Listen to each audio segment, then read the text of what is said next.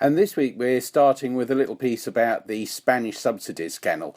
I should explain, this was recorded on the quayside at Penzance fishing harbour, so apologies for the little bit of background noise in places.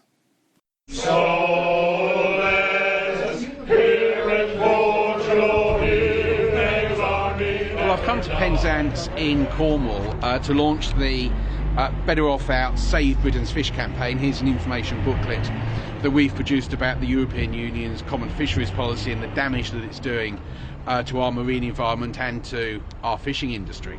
And I just wanted to highlight one particular aspect of this, and this is the subsidies which the European Union is paying out, though largely, of course, not to British fishermen.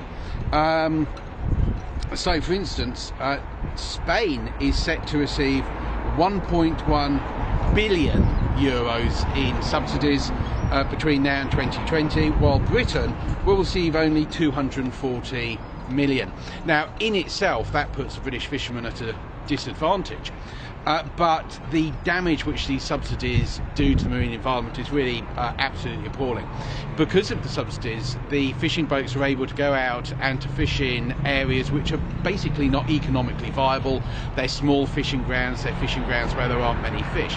And ordinarily, if this was left up to the fishermen, they'd leave them alone, and the fish there and the marine environment would remain absolutely untouched.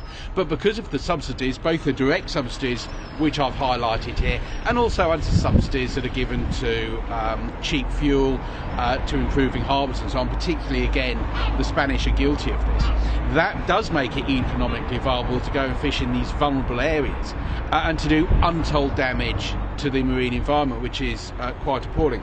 But the sheer scale of what's going on, I think, is best illustrated by another example that we highlight in our book. In the year 2001, a Spanish trawler by the name of Hodetza was found fishing in British waters using illegal fishing gear with a fishing mesh so small it was taking fish that were illegally small to be taken away and to be processed. That, of course, was doing a lot of damage to the fishing stocks. The ship was impounded, it was brought ashore, and the owners of the ship were fined 35,000 euros for that infringement of the rules.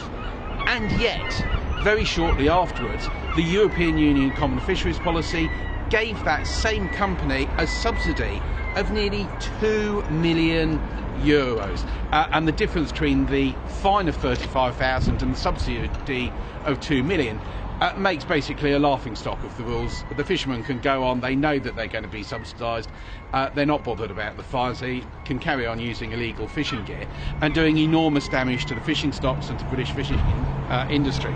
So it's the subsidies that the Common Fisheries Policy is handing out primarily to the big Spanish ships is not only doing damage to British fishermen who are disadvantaged because their competitors are being subsidised, but also doing huge damage to our marine environment.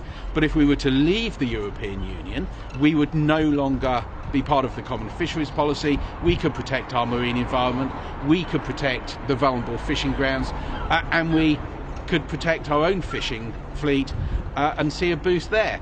So, as far as I'm concerned, really, this is just another example why we should vote to leave.